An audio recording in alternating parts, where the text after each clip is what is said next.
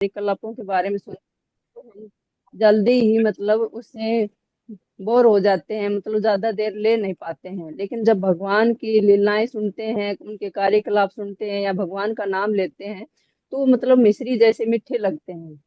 और कितनी ही देर मतलब लिए जाओ, हमारा आस्वादन है वो बढ़ता ही जाता है, स्वाद बढ़ता ही जाता है। जैसे एक पीलिया के रोगी के लिए बताया है कि पीलिया का जो रोगी होता है तो उसको मतलब मीठा कड़वा लगता है। जब वो मतलब वो पीलिया का रोगी है और भगवान जैसे वो दवाई लेता है, मीठा देते हैं तो उसको कड़वा लगता है। लेकिन जैसे वो लेता रहता है तो मतलब कुछ देर बाद में, मतलब कुछ दिन बाद में उसको मीठा लगने लगता है। तो उसी प्रकार भगवान का नाम भी हम जैसे लेते हैं तो शुरू शुरू में थोड़ा लगता है, लेकिन बाद में उसका आस्वादन बढ़ता जाता है। जितना लेते हैं उतना ही आस्वादन हमारा बढ़ता जाता है।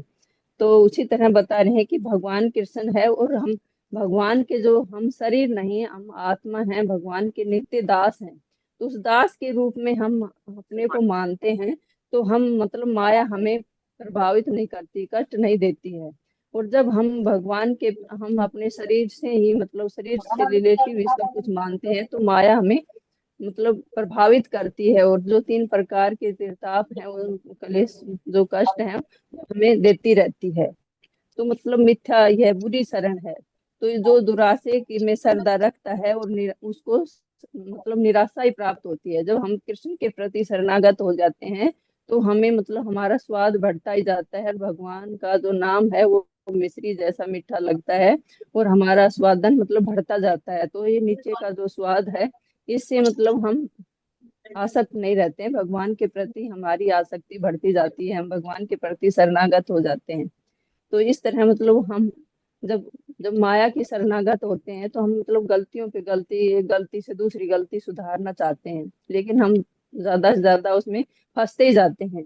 लेकिन हम भगवान का जब नित्य दास मानते हैं कि हमारा, हम भगवान के नित्य दास हैं, तो हम मतलब भगवान के प्रति हमारा प्रेम बढ़ता है और भगवान से मतलब हमें प्रेम बढ़ता जाता है और हमारा आस्वादन भी बढ़ता जाता है। तो भगवान के प्रति हमें मतलब भगवान के प्रति प्रेम आकर्षित मतलब हो जाता है। तो इस तरह धीरे धीरे मतलब हम सुखी रहने रहने लगते हैं, खुश रहने लगते हैं इस संसार में। हरे कृष्णा प्रभु जी, धन्यवाद।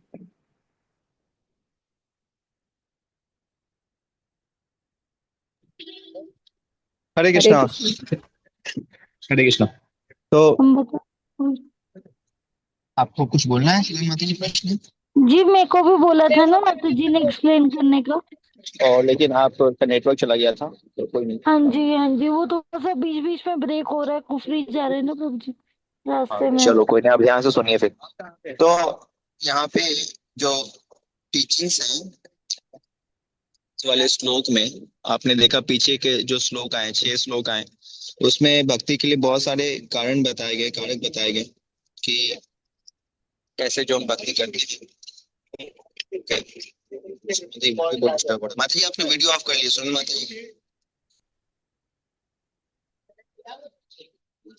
या सुनते माता जी, आप ऑफ कर सकते हैं ना, वाइब्रेट हो रहा है बहुत ज्यादा।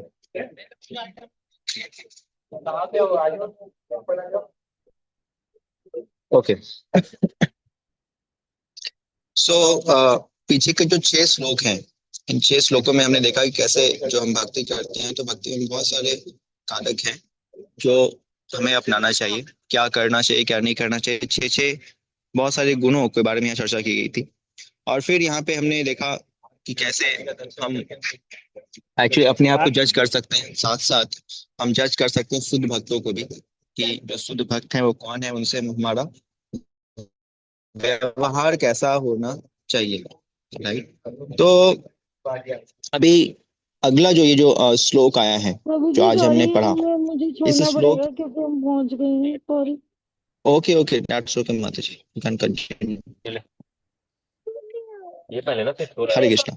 सो ये जो श्लोक है, स्पेशली जो आज का श्लोक है, इसमें जो लास्ट श्लोक था उसमें ये बताया गया था कैसे हम सभी जो हैं वो भक्ति में आते हैं तो भक्तों से कैसे व्यवहार होना चाहिए। स्पेशली जो पीछे का श्लोक था उसमें बताया गया था कि कैसे हम भक्ति में आने के बाद शुद्ध भक्तों को कैसे हम चेक करें और उनसे कैसे व्यवहार रखें। और हमने ये डिस्कशन किया था कि हमें हम एक्चुअली प्रभुपाद जी के स्टेटमेंट को याद करना चाहिए। प्रभुपाद जी कहते हैं कि हम सभी वास्तव में भक्ति के पथ पे हैं और एक ना एक दिन शुद्ध भक्त बन जाएंगे। तो हम ये ना सोचे कि ये शुद्ध भक्त हैं तो इनसे अलग से शुद्ध तो हो जाएंगे तब व्यवहार करेंगे शुद्ध भक्त की तरह। नहीं, हमने पिछले क्लास में देखा था कोई फर्स्ट टाइम भी आता है और आकर के अगर हरि नाम लेता है तो एक्चुअली वो भक्ति से जुड़ गया है और आज नहीं तो कल वो शुद्ध भक्त बन जाएगा।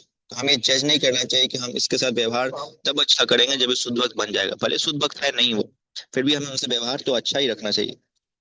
श्रीला प्रभुपाद जी बड़ी अच्छी बात कहते हैं। प्रभुपाद जी कहते हैं कि कोई भी अगर ये हमारी बुक्स खरीदता है, हाँ, ध्यान सुनिएगा, कोई भी हमारी बुक्स कोई खरीदता है या कोई हमारी किताबें पूरी पढ़ता है तो पढ़ने मात्र से, खरीदने मात्र से वो दीक्षित भक्त बन जाता है।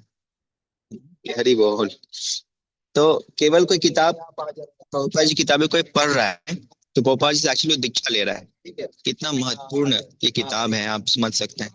ऐसे नहीं हमें हमारी दीक्षा नहीं, प्रभु जी कैसे होगा हमारा। आपने प्रभुपाद जी किताब पढ़ी, प्रभुपाद जी कहते हैं वो मेरा दीक्षित भक्त बन गया, उसने दीक्षा ले ली क्योंकि आपने शिक्षा प्रभुपाद जी से ले ली है। प्रभुपाद जी सबको स्वीकार करते हैं और कई सारे ऐसे उदाहरण आए हैं जिसमें श्री प्रभुपाद जी किताबें पढ़ने मात्र से वो भक्त जो है 16 माला तक पहुंच गए हैं और बाद में उनके जीवन में सारे शुभ हुए। उन्होंने 4 नियम स्ट्रिक्टली फॉलो किया। केवल वो जब किताबें पढ़ी उससे ही, भक्तों का संग भी नहीं था, केवल किताबें पढ़ने से। तो हमें ऐसे उदाहरण से शिक्षा मिलती है कि वास्तव में हम जब भी भक्तों के साथ में है तो हर भक्त, हर जो एक भक्त है जो अभी हमारे इस्कॉन मूवमेंट में कनेक्टेड है, भक्ति कर रहा है, सभी स्पेशल है। कोई भी नीचे का भक्त नहीं है, सभी क्या है, सभी स्पेशल भक्त हैं। तो सभी स्पेशल भक्त हैं तो हमें क्या करना चाहिए, सबके साथ डीलिंग्स जो है अच्छी रखनी चाहिए। ऐसा नहीं कि किसी के साथ अच्छा करें किसी से बुरा करेंगे। सभी शुद्ध भक्ति के पथ पर हैं। जैसे आप कोई ट्रेन में बैठ गया कोई व्यक्ति तो सब के सब पहुंच जाएंगे क्योंकि सभी ट्रेन में बैठे हुए हैं। तो वैसे ही में देखना चाहिए कि हर व्यक्ति जो भक्ति में है, भले उसका व्यवहार थोड़ा ऊपर नीचे है, बट सभी वास्तव में भक्ति कर रहे हैं तो आगे बढ़ रहे हैं। तो हमें इसे अच्छा डीलिंग रखना चाहिए। ठीक है। अगला जो बात बहुत ही महत्वपूर्ण है यहाँ पे रूप गोस्वामी कह रहे हैं, वो कह रहे हैं हरिनाम के रिगार्डिंग। जो 7वां श्लोक है उसमें अब भक्ति की प्रैक्टिस के बारे में बताया जा रहा है कि भक्ति में सबसे महत्वपूर्ण क्या है। डीलिंग्स हो गई, डीलिंग्स के बाद आपका कैसे हम भक्ति में बने रह सकते, उत्साहित रह सकते हैं, वो सब डिस्कशन हो गया। अभी हम चर्चा करने वाले हैं कि भक्ति में आ गए तो फिर सबसे महत्वपूर्ण जो हमारी एक्टिविटी है वो एक्टिविटी क्या है, नाम रूप गुण और लीला, इनमें आनंद आना। अगर इनमें आनंद आ रहा है तो वास्तव में हम क्या कर रहे हैं, भक्ति कर रहे हैं। और इनमें आनंद नहीं आ रहा है तो हमारी भक्ति कड़वी चल रही है। हमारे अंदर अभी भक्ति का जो आस्वादन करने का जो योग्यता चाहिए वो अभी नहीं मिला है। तो क्या करना चाहिए इसके लिए, तो सारे जो नाम रूप गुण लीला, उसमें कलयुग के समय सबसे जो महत्वपूर्ण है वो बताया गया आपका नाम, भगवान का नाम लेना बहुत ही महत्वपूर्ण है। तो होली नेम लेना महत्वपूर्ण तो है लेकिन हम क्यों नहीं ले पाते हैं, इसका यहाँ पे रीजन बताया जा रहा है। तो रूप गोस्वामी यहाँ पे एक उदाहरण के साथ समझा रहे हैं। वो उदाहरण क्या बता रहे हैं, उदाहरण वो दे रहे हैं जॉन्डिस का। आप सब में से कितने भक्तों को जॉन्डिस हुआ है, किनको जॉन्डिस हुआ है, किन्हीं को नहीं हुआ है, हाथ खड़े कर सकते हैं आप लोग।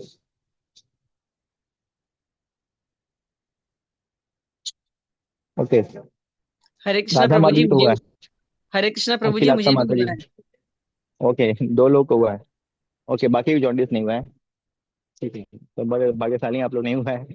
मुझे हुआ है जॉन्डिस, तो मुझे फीलिंग है कि क्या होता है जॉन्डिस में। जॉन्डिस में क्या होता है कि जब आप जॉन्डिस शिकार हो जाते हैं तो आपको वास्तव में कुछ भी खाएंगे तो कड़वा लगेगा, और खास करके मीठी वस्तु तो बहुत कड़वी लगती है। और बिल्कुल लगता है ना कि कोई आपको मतलब करेले का जूस दे रहा है ना। राधा माता जी, श्री माता जी, आप लोग को महसूस हुआ होगा। जी तो प्रभु जी। लेकिन बताया जाता है कि गन्ने का जूस हम रेगुलर पीते हैं। हमें जब मैं बीमार पड़ा था तो घर में गन्ने के जूस को स्पेशली बनवा के लाते थे और पिलाते थे, जो कि कड़वा लगता था फिर भी पिलाते थे। कि पी लो ठीक हो जाएगा, ठीक हो जाएगा, तो पीना पड़ता था। और पीते पीते फिर 2-3 महीने में ठीक हो गया, वो कड़वापन चला गया, फिर वो जो चीनी, जो गन्ने का जूस था, मीठा लग रहा था। तो यहाँ पे एग्जाम्पल दे रहे हैं रूप गोस्वामी इसी वाले जॉन्डिस का, कि हम सबको वास्तव में जॉन्डिस बीमारी है भौतिक संसार में। तो वास्तव में शरबत जो था, या चीनी जो है, चीनी का शरबत, चीनी का जूस जो है बिल्कुल मीठा है, लेकिन हम में चूंकि बीमारी है इसलिए क्या हो रहा है हमें, वो कड़वा लग रहा है। वैसे ही ये भौतिक संसार में हम हैं, और हरिनाम बिल्कुल मीठा है, हरिनाम में कोई भी कमी नहीं है, बिल्कुल फुल ऑफ टेस्ट है हरिनाम। लेकिन हमारे साथ प्रॉब्लम क्या है कि हम इस भौतिक संसार में हैं, और चूंकि हम इस भौतिक संसार में हैं, तो हम यहाँ पे 3 गुणों से आच्छादित हैं, सतोगुण, रजोगुण, तमोगुण। और ये जो हरिनाम है, वास्तव में हरिनाम क्या है, ये तीनों गुणों से परे है। तो हम इन 3 गुणों में रह करके कभी भी हरिनाम का आस्वादन नहीं कर पाते हैं।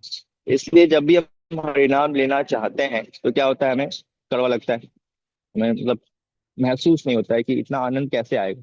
लेकिन जो शुद्ध भक्त हैं वो क्या बोलते हैं, रूप गोस्वामी कहते हैं, सनातन गोस्वामी कहते हैं कि 2 कान काफी नहीं है, मुझे तो आप 1000 कान दो तब जाके हरिनाम के बारे में सुन पाऊंगा, टेस्ट ले पाऊंगा हरिनाम को।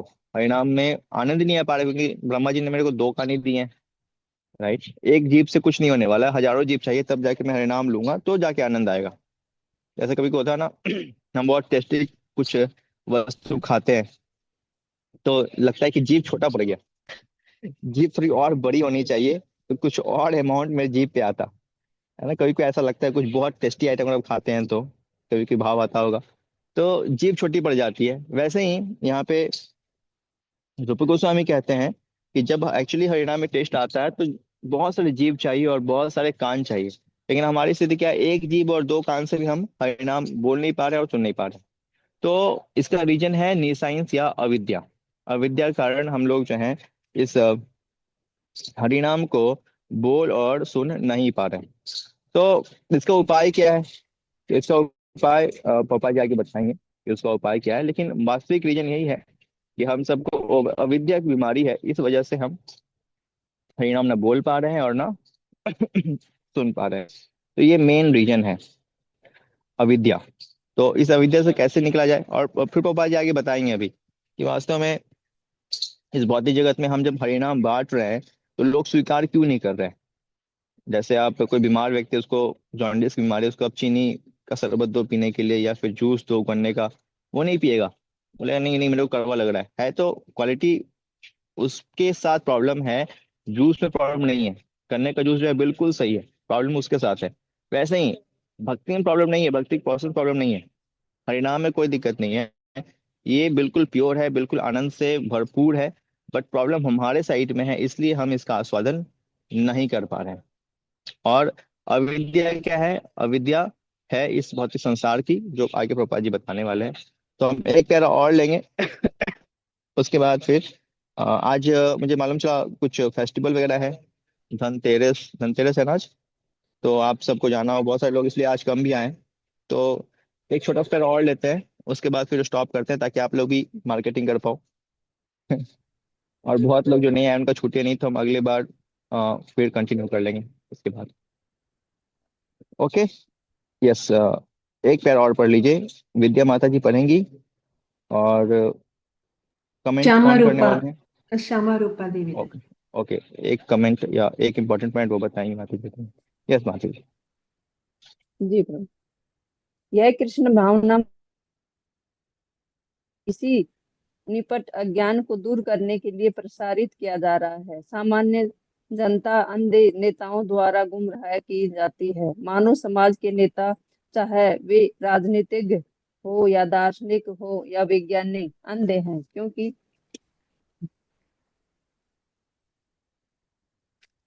क्योंकि वे कृष्ण भावना भावित नहीं है। भगवत गीता के मतानुसार चूंकि वे नास्तिक जीवन शैली के कारण समस्त वास्तविक ज्ञान से वंचित रहते हैं, अतः वे वास्तविक धूर्त और मनुष्यों में अधम हैं।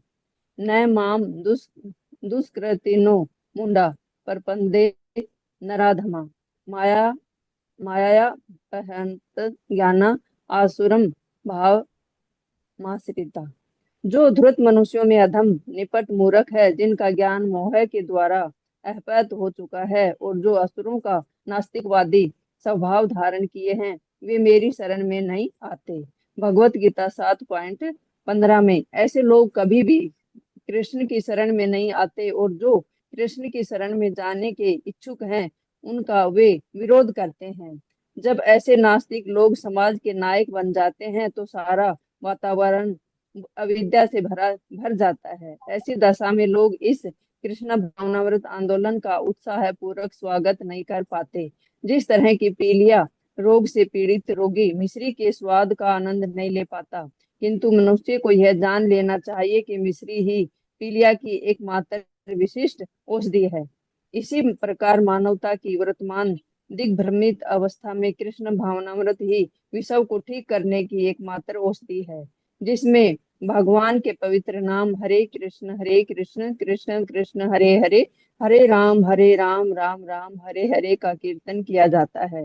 यद्यपि कृष्ण भावनामृत रुग्ण व्यक्ति के लिए अत्यंत रोचक नहीं लगता, फिर भी श्रील रूप गोस्वामी की सलाह है कि यदि कोई भाव रोग से अच्छा होना चाहता है तो उसे इस कृष्ण भावनामृत को बड़ी ही सावधानी से तथा ध्यान पूर्वक ग्रहण करना होगा। मनुष्य के रोग का उपचार हरे कृष्ण महामंत्र के कीर्तन से प्रारंभ होता है, क्योंकि भगवान के इस पवित्र नाम के कीर्तन से भौतिक दशा में मनुष्य सारी भ्रांत धारणाओं से मुक्त हो जाएगा। चेतो दर्पण मार्जनम, अविद्या को जो मनुष्य की आध्यात्मिक पहचान की भ्रांत धारणा है, अहंकार को जन्म देती है। असली रोग तो हृदय में ओके, रहता थैंक यू है। माधुरी। हरे कृष्ण। मुझे लगता है इस कमेंट कौन बताना चाहेंगे? राधा माता जी ऑल्सो वेट। राधा माता जी आप कहेंगे? जी जी माता जी, हरे थैंक कृष्ण यू। प्रभु। हरे कृष्ण प्रभु जी। हरे प्रभु कृष्ण। जी, प्रभुपाद बता रहे हैं कि मेन पॉइंट हमको यही लगा प्रभु जी कि धूर्त जो मतलब हम शरण ग्रहण नहीं करते। हम आसपास भी अपने ऐसे व्यक्ति देखते हैं जैसे जो जिनको अपने ज्ञान का बहुत अहंकार होता है, पढ़ाई लिखाई का बहुत अहंकार होता है, भगवान के शरण में तो बिल्कुल नहीं जाते, वो साइंस के शरण में ही रहते हैं। और उनके साथ जो व्यक्ति अगर भगवान की ध्यान कर रहा है, भगवान का नाम जप कर रहा है, उसको भी वो अपने तरफ ही खींचते हैं। वो भगवान की भक्ति बिल्कुल नहीं करने देते। वो बताते हैं कि ये साइंस ही है, वो ही सही है। तो प्रभु जी, हमको यही हम्म। एक पॉइंट बहुत अच्छा लगा। हाँ, तो प्रभुपा जी यहाँ पे बता रहे हैं कि अविद्या बीमारी जब होती है, जब हमारा ज्ञान जो है हर लिया जाता है, तो मूर्ख हो जाते हैं ना। जैसे कि कोई व्यक्ति पढ़ा लिखा नहीं है, उसको बोलोगे क्या ये कैसे हो रहा है, ये चीजें मतलब पढ़ा लिखा है ही नहीं, बोलेगा पता नहीं क्या हो रहा है, मुझे नहीं मालूम। तो वो अलग ही एटीट्यूड में रहता है।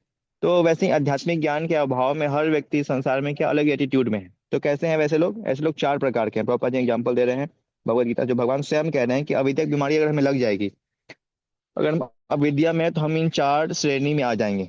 तो सबसे पहले कौन है? वो जो मनुष्यों में अधम है तो कहने को तो मनुष्य दो हाथ दो पैर है, लेकिन क्या अधम है, एकदम बेकार है। क्यों बेकार है? क्योंकि भगवान को स्वीकार नहीं करता है, उसको अधम बताया गया है। निपट मूर्ख है। मूर्ख मतलब स्पिरिचुअल ज्ञान, आध्यात्मिक ज्ञान का कोई उसको ज्ञान नहीं है, तो वो निपट मूर्ख है। कभी गीता नहीं पढ़ा, भागवतम नहीं पढ़ा, तो उसको निपट मूर्ख ही कहें, चाहे कितना ही वो भौतिक ज्ञान ले ले। तो पहला है मनुष्य में अधम अधम, दूसरा है मूर्ख, तीसरा वो है जो व्यक्ति का ज्ञान वास्तविकता में मोहग्रस्त हो गया है।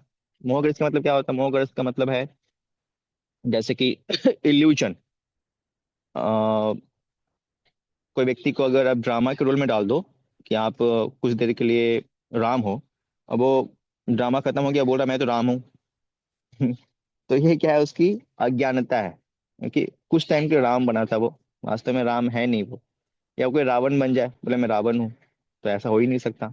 उसकी अपनी वास्तविक स्थिति है। तो अपनी वास्तविक स्थिति को खो करके अपने आप को यह पहचान करना कि मैं एक शरीर हूँ, मैं एक स्त्री हूँ, मैं एक पुरुष हूँ, मैं अमीर हूँ, मैं गरीब हूँ, मैं ऐसा हूँ, मैं वैसा हूँ, मैं करना, ये वास्तव में क्या है? ज्ञान का प्रभाव है। और मोहग्रस्त होना कहते हैं इसको, कि वो मोहग्रस्त हो गया, संसार में आके आसक्तियों में फंस गया है। और चौथा कौन? अविद्या अविद्या की बीमारी आ गई, तो चौथा कौन हो सकता है? चौथा है वो जो कि असुरों में नास्तिकतावादी स्वभाव धारण करता है। एक तो असुर है। असुर मतलब, सुर मतलब जो भगवान के सुर में सुर मिलाते हैं, देवता और असुर। और साथ साथ जो भगवान के सुर में सुर नहीं मिलाते हैं, और साथ साथ नास्तिक हैं, बिल्कुल भगवान को मानते ही नहीं कि भगवान होते हैं। तो ये चार प्रकार के लोग बन जाते हैं तब उनको अविद्या की बीमारी लगती है तब। और ऐसे लोग क्या होते हैं, उनका हरिनाम में रुचि नहीं होता है या भक्ति में रुचि नहीं आता है। हमें चेक करना चाहिए सबसे पहले अपने आप को कि हम किस कैटेगरी में हैं। ऐसा नहीं, अभी आप लोग बड़े खुश हो रहे हैं, हाँ प्रभु जी बड़ी अच्छी बात है, ऐसे लोग तो हमारे आसपास हैं। लेकिन हमने बताया पहले हमें अपने पे अप्लाई करना चाहिए। सबसे अच्छी प्रीचिंग किसके लिए है? अपने आप के लिए प्रीचिंग। हम अपने आप अपने मन को प्रीच करें, ये सबसे बड़ा प्रीचिंग है। तो हम हमेशा पढ़ते हैं तो हमें क्या लगता है कि हाँ वो दूसरा ऐसा है, दूसरा वैसा है, वो तो है ही, लेकिन साथ साथ हम भी ऐसे हैं। तो अगर आप देखें, अगर हमारा भी मन नहीं लग रहा है हरिनाम में या फिर भक्तिमय कार्यों में, सुबह नहीं उठ पा रहे हैं, गीता पढ़ने का मन नहीं कर रहा है, या पढ़ते पढ़ते बोर लगने लगता है, तो हम कहीं ना कहीं इन चार श्रेणी के अंतर्गत ही हैं। छोटे वाले हैं, बड़े वाले नहीं हैं। चार श्रेणी के अंतर्गत ही, या तो हमें मोह में है, या मनुष्यों में अधम है, या तो हम मूर्ख हैं, या फिर असुर नास्तिकतावादी के शरणागत हैं, या उस कैटेगरी के हैं। तो अविद्या की बीमारी हमें लगी हुई है, हाँ या ना? हम सबको है ना अविद्या की बीमारी? है। तो जी हम भी इसी चार कैटेगरी के अंदर कहीं ना कहीं तो हैं, राइट? तो हमें हमें अपने आप सोचना है कैसे हम इससे बाहर निकले। तो बाहर निकले के उपाय है, आगे प्रभुपाद जी बताएंगे पॉपट में, अविद्या से कैसे बाहर हम निकल सकते हैं। सिंपल में प्रभुपाद जी कहते हैं कि जैसे चीनी जॉन्डिस बीमारी है, आप गन्ना का जूस पियो ठीक हो जाता है, वैसे ही हमें जो अविद्या की बीमारी है, अगर हम इससे निकलना चाहते हैं तो उपाय क्या है? हरिनाम। हरिनाम में टेस्ट आ गया, बीमारी खत्म है। हरिनाम में अगर आपको रुचि आ रहा है, हर समय आप हरिनाम ले पा रहे हैं, तो वास्तव में आप बीमारी खत्म हो गई। अविद्या बीमारी है ही नहीं आपको, क्योंकि आपके मुख से हर क्षण हरिनाम निकल रहा है, आप सोते जागते हर समय भगवान का नाम उच्चारण कर रहे हैं। तो ये कंफर्म हो गया, आपको अविद्या की बीमारी खत्म हो गई। अभी आप में से कितने लोगों को ऐसी बीमारी खत्म हो गई है? कोई है यहाँ पे? तो जी नहीं मेरी प्रभु। बीमारी खत्म हो गई। नहीं अभी हुई है ना? नहीं हुई है तो हम सब बीमार हैं वास्तव में। कौन सी बीमारी है? अविद्या की बीमारी है। चार प्रकार में किसी में हम भी आते हैं। तो हमें अगर बीमार है तो उपाय क्या है? उपाय भी यही है, हमें प्रयास करना पड़ेगा कि हम हर समय क्या कर हरिनाम लेते रहें। परिणाम जब लेंगे तो फिर एक समय ऐसा आएगा कि हम नेचुरली ले पाएंगे। जैसे गन्ने के जूस पीते रहो पीते रहो पीते रहो, 1 महीना 2 महीना, फिर पता चलेगा हाँ मीठा लग रहा है, मीठा लग रहा है, हाँ आपको जॉन्डिस खत्म हो गया। राइट? वैसे ही हरिनाम लेते रहिए लेते रहिए लेते रहिए, एकदम रहेगा प्रभु जी। मतलब मैं रात में सोई हरिनाम ही ले रही थी, सुबह उठा हरिनाम ही ले रहा था, दोपहर में भी मुख से हरिनाम ही निकल रहा था। ओ ठीक है माता जी, आपकी बीमारी ठीक हो गई। तो ऐसा करने से हमारे साथ भी होगा, पापा जी कह रहे हैं, मैं नहीं कह रहा। तो इसके लिए हमें प्रयास करना चाहिए कि हमारी बीमारी खत्म हो जाए, और हरिनाम का आश्रय लेना चाहिए कि हर समय हरिनाम लें। और कार्तिक का महीना भी चल रहा है। कार्तिक महीने प्रभुपाद जी कहते हैं, किसी ने पूछा कैसे यह कार्तिक व्रत का पालन किया जाए, प्रभुपाद जी ने कहा हर समय हर क्षण हरिनाम लेते रहो, कभी हरिनाम मत छोड़ो। तो हमें ये प्रैक्टिस करना चाहिए कि हम हर समय हरिनाम लेते रहें, तो हमारी जो बीमारी है खत्म हो जाएगी। Thank you very much. Hare Krishna. Srila Prabhupada की जय, रूप गोस्वामी की जय। तो मैं बाहर हूँ इसलिए मैं आज प्रश्न नहीं ले रहा। आप सभी प्रश्न नोट कर लें, नेक्स्ट टाइम जब क्लास करेंगे तो आपसे प्रश्न ले लेंगे, या फिर प्रश्न होगा तो आप मुझे व्हाट्सएप कर देना तो मैं आपको रिप्लाई कर दूँ। हरि बोल। हरे thank you very much. Hare Krishna. तो मैं हरे कृष्ण। मार्केटिंग के लिए नहीं आया हूँ। आप बोलेंगे मुझे आप भी धनतेरस की मार्केटिंग के लिए गए हैं क्या? मैं मार्केटिंग के लिए नहीं आया। मैं आया हुआ हूँ जगन्नाथ जी के मंदिर। हमारे एक भक्त हैं पारितोष प्रभु, जी उनका आज बर्थडे है। तो हरी उनके बोल। बर्थडे के लिए आए हुए थे हम लोग जगन्नाथ जी के मंदिर में। आपको दर्शन कराता हूँ बाहर से, मंदिर तो ये बंद हौज हो गया। हौज ये खास हौज वाले खास में। का मंदिर नहीं है, ये हौज खास नहीं है माता जी, ये है आपका कौन सा मंदिर, यहाँ पे त्यागराज आईएनए में जैसे। है ये। हाँ हाँ आईएनए त्यागराज वाला जैसे। मंदिर। हाँ जी जी हाँ जी। जी तो प्रभु जी मंदिर देख। के कुछ भक्त आए हुए हैं, तो हम लोग यहाँ पे आए हुए थे दोपहर का प्रसाद के लिए। एक भक्त ने हमें बुलाया था, तो ये जगन्नाथ जी हैं और मंदिर बंद हो गया है।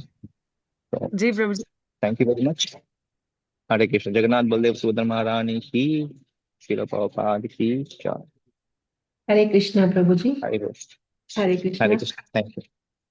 हरे कृष्णा प्रभु जी, थैंक यू आज के इस कक्षा में हमें ये समझाने के लिए कि शुरुआत में अज्ञान के कारण हमें भगवान का नाम मधुर नहीं लगता, लेकिन यदि हम रोज श्रद्धा से जप करें तो हमारा मन शुद्ध होता है और हमें सच्चा आध्यात्मिक आनंद मिलने लगता है। जैसे शुगर कैंडी क्योर्स जॉन्डिस, वैसे ही कृष्ण नाम संसारिक रोगों का इलाज है। तो हम सभी प्रभु जी के लिए एक बार जोर से हरे कृष्णा महामंत्र बोलेंगे।